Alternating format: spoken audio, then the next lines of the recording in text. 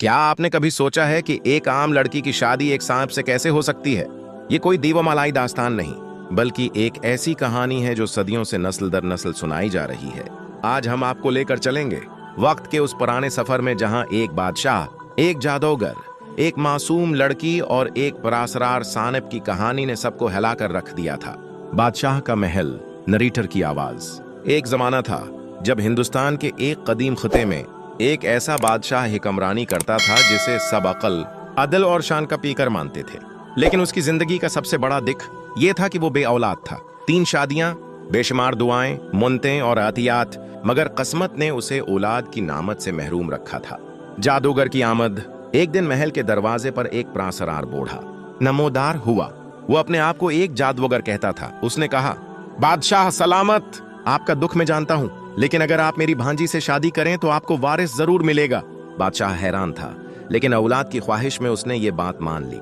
जादूगर की भांजी नीलम नहायत हुसैन बादब और नेक दिल लड़की थी। उसकी आंखों में मासूमियत और लहजे में सच्चाई थी।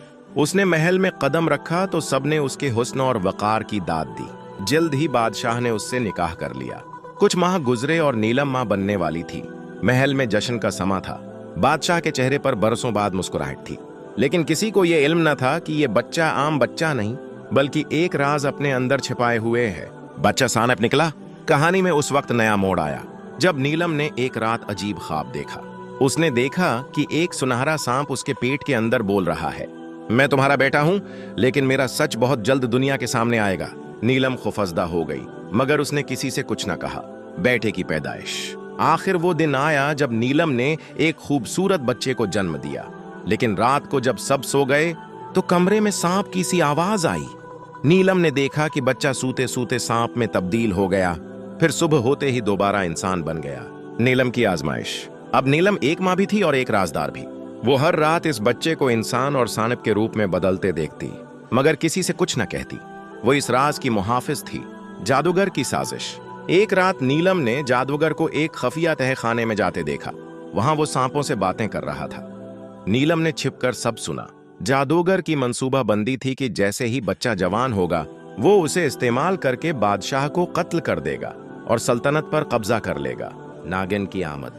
जब बच्चा 15 साल का हुआ तो एक दिन महल में एक अजनबी औरत आई।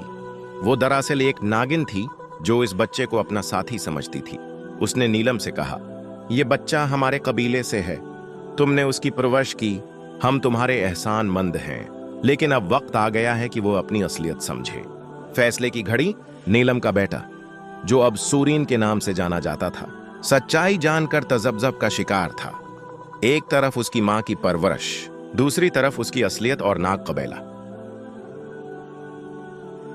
जादूगर का हमला। जादूगर ने मौका पाकर हमला कर दिया।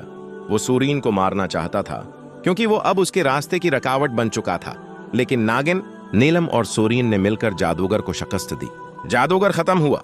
नीलम का बेटा एक समझदार और नेक दिल हुक्मरान बना। उसने इंसानों और सानपों के बीच अमन का पैगाम दिया।